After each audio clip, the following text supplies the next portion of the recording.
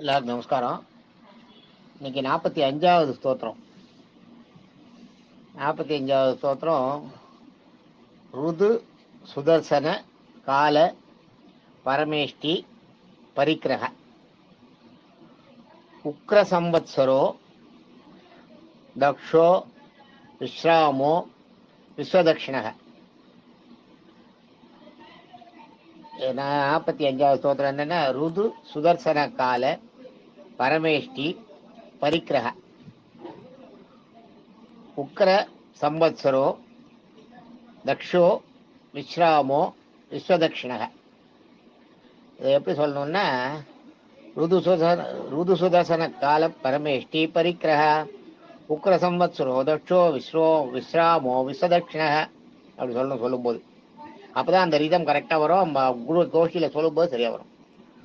ருது சுதர்சன கால பரமேஷ்டி பரிக்கிரக உக்ர சம்பத்சரோ தக்ஷோ விஸ்ராமோ விஸ்வதக்ஷிணக அப்படி சொல்லணும். அப்ப இதுக்கு அர்த்தம் என்னன்னு பார்ப்போம். ருதுன்னா நம்மளுக்கு இப்ப சாதாரணமா அந்த ருதுன்றது காலம், சுலபமா அணுகக்கூடியவன்றது ஒரு ரிதுன்னா ஈஸி டு அப்ரோச் தான் ரிதுன்றது சுலபமாக அணுகக்கூடியவன். இதை ஆதிசங்கரர் சொல்றார். ரிதுன்றது சுலபமா அணுகக்கூடியவன். அதுக்கப்புறம் உங்களுக்கு நம்ம இன்னும் ஒண்ணு இருக்கு, சொல்றேன்.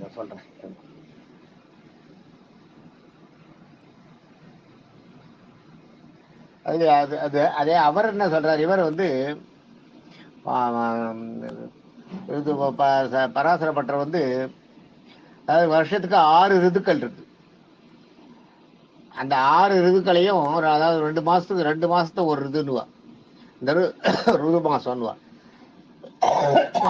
அந்த 6 ருதுக்களையும் அத சொல்ற. ருது காலம்னா அந்த காலம், அந்த 6 காலங்களையும் உண்டாக்குபவன், ருது மாசங்களை ருது காலங்களை உண்டாக்குபவன் அப்படின்னு அப்படி அதை இவர் சொல்ற. பராசர பட்டர் ருது காலங்களை உண்டாக்குபவன் சொல்ற. அடுத்தது ருது கால பரமேஷ்டின்றது பரம இஷ்டி அப்படி எடுத்துக்கணும். பரமேஷ்டின்றதுக்கு பரம இஷ்டி. ருது சுதர்சன ருது சுதர்சன. அடுத்தது சுதர்சனத்துக்கு சூன்னா இனிமை, தர்சனா பார்வைக்கு, நம்ம பார்வைக்கு இனிமையானவன்றது. அதாவது இந்த விசினிட்டி ஏரியா அதான் பார்வைக்கு வருதல். தர்சனன்றது இந்த விசினிட்டி ஏரியா, அதான் தர்சன, பார்வைக்கு வருதல். சூன்னா இனிமை. அதனால இதை சுதர்சனன்றது சூன்னா இனிமை, தர்சனன்றது பார்வைக்கு வருதல். அதனால ருது சுதர்சன இனிமையானவன், நம்மால பார்க்கக்கூடியவன், நம்ம பார்வைக்கு எட்டுபவன் வச்சுக்கணும். காலன்னா காலம் முடியும் போது ஜீவன்களை தன்னோடு சேர்த்துக் கொள்பவன் காலன்றதுக்கு. இது காலம் முடியும் போது எல்லா ஜீவாத்மாக்களை தன்னோட சேர்த்துக்கிறோம். அவங்க காலம் முடிஞ்ச உடனே அவங்களை தன்னோட சேர்த்துக்கிறோன்றது காலன்றது இங்க சொல்ற. இவர் சொல்ற, ஆதிசங்கரர் சொல்றார். பராசர பட்டர் என்ன சொல்றாருன்னா, எல்லா காலங்களையும் கணக்கீடு செய்து நிர்ணயிப்பவன் அப்படின்றார். அதான் அந்த 6 ருது சொன்னேன் இல்லையா, இந்த ருது மாசங்களை சொல்றவர். ருது மாசங்கள் நான் தனியா சொல்றேன் உங்களுக்கு. நம்ம அந்த சப்ளிமெண்ட்ரியில ருது மாசங்கள் எதுன்றத சொல்றேன். அதுக்கப்புறம் ருது சுதர்சன கால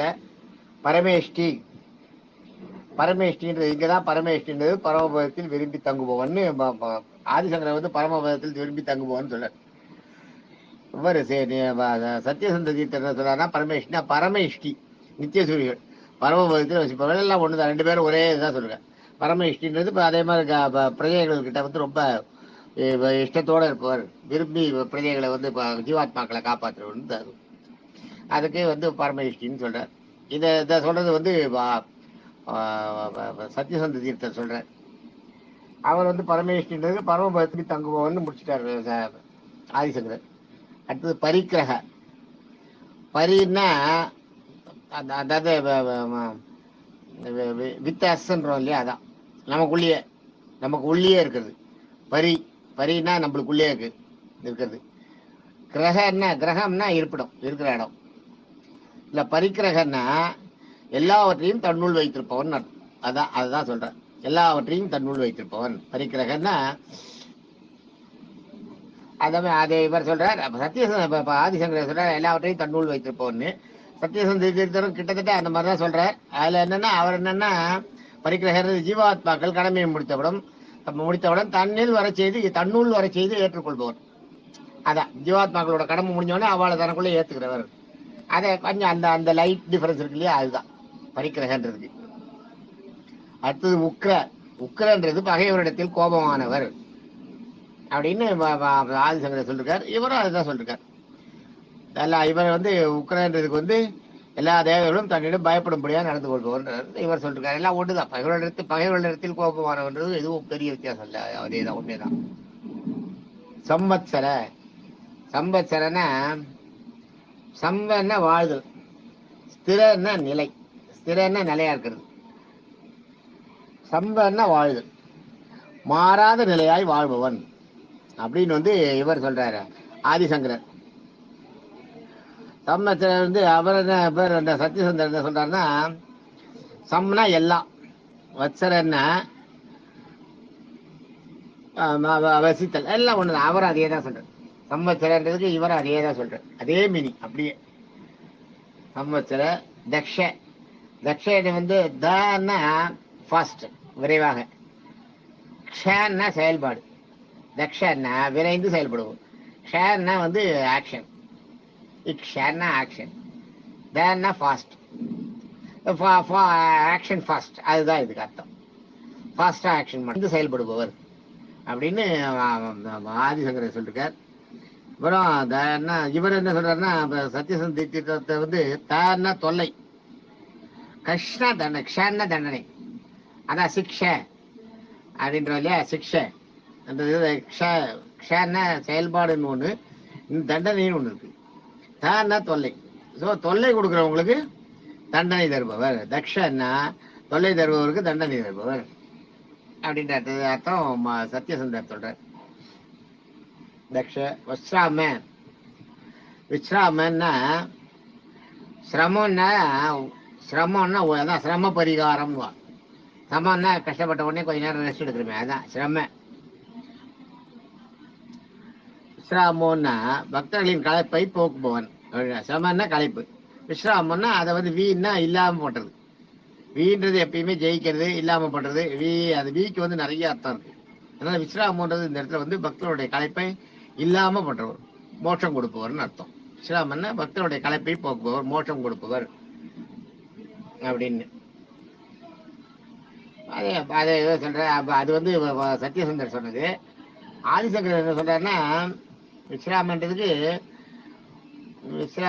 ஓய்வு எடுக்கும் இடமாக இருப்பவன். ரொம்ப வித்தியாசம் இல்லை, எல்லாம் ஒண்ணுதான். ஓய்வு எடுக்கும் இடமாக இருப்பவன் சொல்றாரு.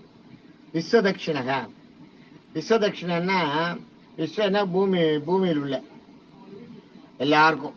விஸ்வம்னா பூமி. தட்சிணன்னா நன்மை. விஸ்வதட்சிணன்னா பூமியில் உள்ள எல்லாருக்கும் நன்மை செய்பவன் அப்படின்ற.